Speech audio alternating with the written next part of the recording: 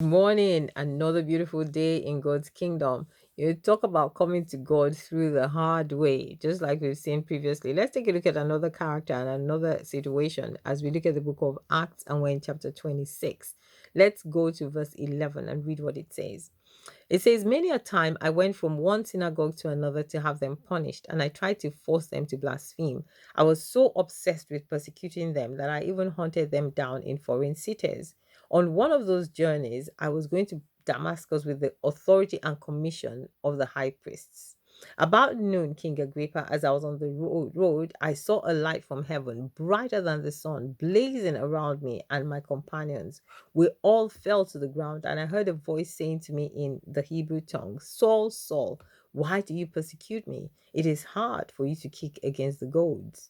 Then I asked, who are you, Lord? I am Jesus, whom you're persecuting. The Lord replied. So, what do we find? We find Saul saying that he's been hunting down these Christians, these people who call themselves followers of Christ. He's been hunting them down, and then all of a sudden, this thing happens to him.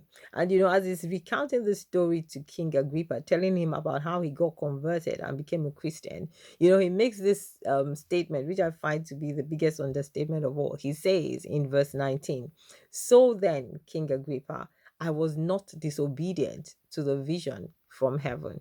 Well, thank God that he was not disobedient to the vision from heaven. What else did he expect to happen? I mean, what else could have been bigger than that? The light shining, the all of them falling off their horses, a voice from heaven, and him recognizing that this was Jesus speaking to him. Of course, he couldn't be disobedient to that heavenly vision. Thank God for that. And sometimes that is exactly what it is. Like Jacob with his stone for a pillow, and now Paul, or Saul Paul, who finds himself in this situation, this dramatic encounter with God. And that was what was needed to grab him and to, sort of forcefully, God had to literally shake him and turn him around to open his eyes and see what it is that was really the truth.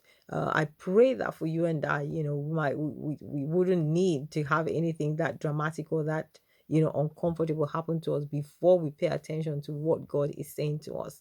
And the Lord will continue to strengthen us in the mighty name of Jesus, that will be sensitive to Him, hear His voice, and know when He's speaking to us. God bless you. Have a beautiful day.